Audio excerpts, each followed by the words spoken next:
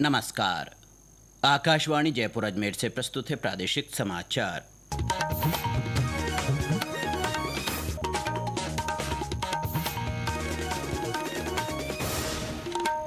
मुख्य समाचार। प्रदेश में 1,70,000 मीट्रिक टन यूरिया उपलब्ध। राज्य सरकार सभी जिलों में पारदर्शिता के साथ वितरण सुनिश्चित कर रही है। प्रधानमंत्री नरेंद्र मोदी ने हर घर तिरंगा अभियान को देशवासियों की एकजुटता और राष्ट्र का गौरव बताया। वन्यजीवों की सुरक्षा के लिए डॉग स्क्वाड की मदद लेने वाला रणथंभौर अभ्यारण्य प्रदेश का पहला रिजर्व बना।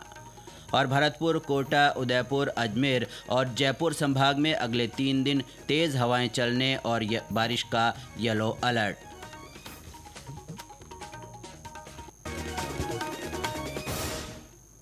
समाचारों के साथ मैं अब्दुल हनीफ और अब समाचार विस्तार से। राज्य सरकार केंद्र से लगातार समन्वय कर प्रदेश की मांग के अनुसार उर्वरकों की आपूर्ति सुनिश्चित करवा रही है। सभी जिलों में पारदर्शिता के साथ इसका वितरण किया जा रहा है। कृषि और उद्यानिकी शासन सचिव राजन विशाल ने बताया कि प्रदेश में वर्तमान में 1,70,000 मीट्रिक टन यूरिया जिलों में उपलब्ध है। इनमें सबसे ज़्यादा 18,077 मीट्रिक टन यूरिया का भंडार श्रीगंगानगर में उपलब्ध है। उन्होंने बताया कि कम स्टॉक वाले ज़िलों में अगले 3-4 दिनों में यूरिया आपूर्ति के लिए कार्रवाई की जा चुकी है। श्री विशाल ने बताया कि केंद्र की ओर से यूरिया और डीएपी का राज्यों को महीने और कंपनीवार आवंटन किया जाता है। इसके हिसाब से राज्य सरकार जिलों की मांग के अनुसार आपूर्ति योजना तैयार कर वितरण सुनिश्चित करती है। उन्होंने बताया कि खरीफ में अप्रैल से अगस्त महीने तक केंद्र की ओर से आवंटित करीब 8,82,000 मीट्रिक टन में से करीब 7 लाख मीट्रिक टन की आपूर्ति कार्रवाई की जा चुकी है। राज्य सरकार ने कृषक उपहार योजना में संशोधन के प्रस्ताव को मंजूर किया है। अब इस योजना का लाभ उन किसानों को ही मिलेगा जो ई नाम पोर्टल के माध्यम से बिक्री करते हुए ई पेमेंट प्रणाली से भुगतान प्राप्त करते हैं। इन्हीं किसानों को उपहार कूपन जारी किए जाएंगे। ऐसा करने से किसान और व्यापारी तत्काल और सुरक्षित डिजिटल लेन देन के लिए प्रेरित होंगे। गौरतलब है कि किसानों को पारदर्शी और डिजिटल माध्यम से कृषि जिन्सों की बिक्री को प्रोत्साहित करने के लिए कृषक उपहार योजना चलाई जा रही है। इससे हर महीने में मंडी स्तर पर ड्रॉ निकालकर किसानों को पुरस्कृत किया जाएगा। पशुपालन मंत्री जोराराम कुमावत ने कहा है कि प्रदेश में नंदी से खेती करने वाले किसानों को प्रोत्साहित किया जा रहा है। श्री कुमावत कल पाली में प्रेस वार्ता में बोल रहे थे। उन्होंने कहा कि इसके लिए किसानों को अनुदान भी दिया जाएगा। अभी हमारे मुख्यमंत्री जी ने घोषणा की है कि जो नंदी से खेती करेगा, बैल से खेती करेगा, उसे हम 12 महीने में 30,000 रुपए का अनुदान देंगे। बैल से खेती करने के लिए किसानों को प्रोत्साहित करने के लिए योजना शुरू की है। और एक योजना अभी भारत सरकार और राजस्थान सरकार ने मिलकर के शुरू की है। वो योजना है सेक्स सॉर्टेड सीमन योजना। एक सीमन का डोज आता है और वो 1,000-1,200 रुपए में बाजार में मिलता होगा, लेकिन भारत सरकार और राजस्थान सरकार उसे सिर्फ 70 रुपए में पशुपालकों को हम उपलब्ध कराते हैं। तो आने वाले समय में हम इस साल में 10 लाख डोज है वो इन पशुपालकों को उपलब्ध कराएंगे। प्रधानमंत्री नरेंद्र मोदी ने कश्मीर घाटी में पहली मालगाड़ी पहुंचने पर खुशी जाहिर की है। रेल मंत्री अश्विनी वैष्णव की एक सोशल मीडिया पोस्ट में प्रतिक्रिया देते हुए प्रधानमंत्री ने कहा कि जम्मू कश्मीर में वाणिज्य और संपर्क के लिए यह एक महत्वपूर्ण उपलब्धि है। उन्होंने कहा कि इससे प्रगति और समृद्धि को बढ़ावा मिलेगा। कल पहली मालगाड़ी पंजाब से कश्मीर घाटी के अनंतनाग पहुंची। रेल नेटवर्क से माल ढुलाई होने के बाद कश्मीर घाटी में रहने वाले लोगों के लिए वस्तुओं की कीमतों में कमी आएगी और उनकी निर्बाध आपूर्ति हो सकेगी। प्रधानमंत्री आज कर्नाटक के दौरे पर रहेंगे। श्री मोदी बेंगलुरु में KSR रेलवे स्टेशन पर 3 वंदे भारत एक्सप्रेस ट्रेनों को हरी झंडी दिखाकर रवाना करेंगे। इनमें बेंगलुरु से बेलगावी, अमृतसर से श्री माता वैष्णो देवी कटरा और नागपुर अजनी से पुणे जाने वाली ट्रेन शामिल है। श्री मोदी का जनसभा को भी संबोधित करने का कार्यक्रम है।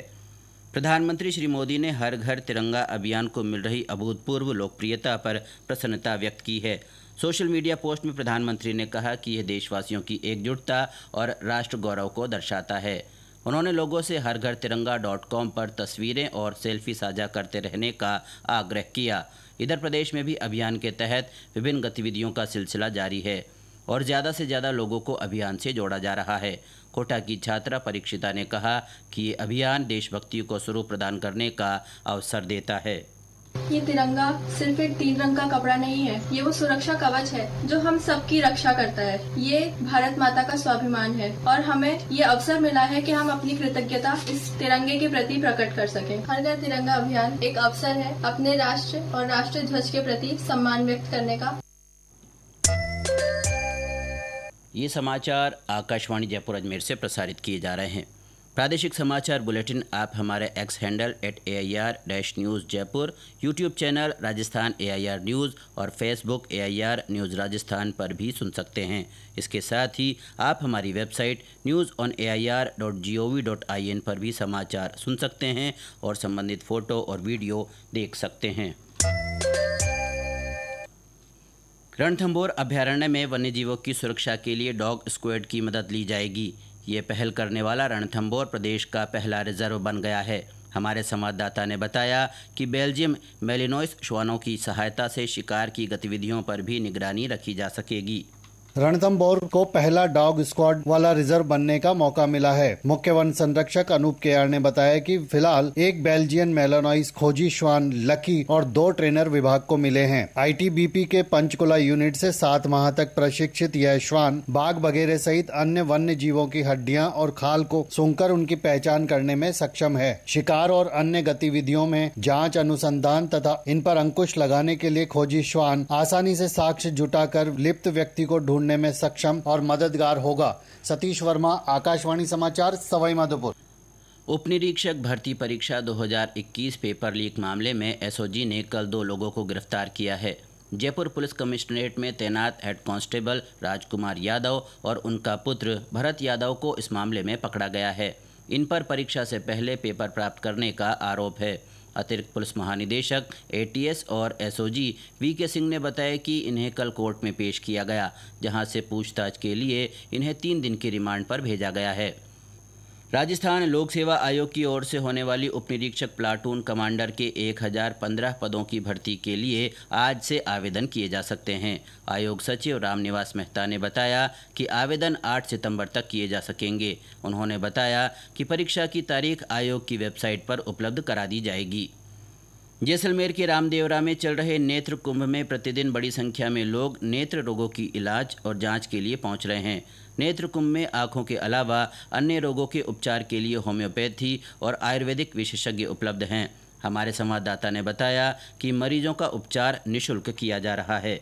देश के कोने कोने से आ रहे बाबा के भक्तों के लिए नेत्र कुंभ की निःशुल्क सेवाएं संजीवनी साबित हो रही है। नेत्र कुंभ में अपने अमूल्य नेत्रों की जांच करवाकर दर्शनार्थी आवश्यक परामर्श ले रहे हैं। विशेष तकनीक से युक्त मशीनों से जांच की जा रही है। वहीं उच्च गुणवत्ता वाले चश्मे भी शिविर में निःशुल्क प्रदान किए जा रहे हैं। नेत्र रोग जाँच के साथ साथ सामान्य चिकित्सा, होम्योपैथी और आयुर्वेदिक पद्धति के विशेषज्ञ चिकित्सकों द्वारा इलाज की सुविधा भी संपूर्ण आयोजन अवधि में उपलब्ध करवाई जा रही है। मनीष, आकाशवाणी समाचार, जैसलमेर।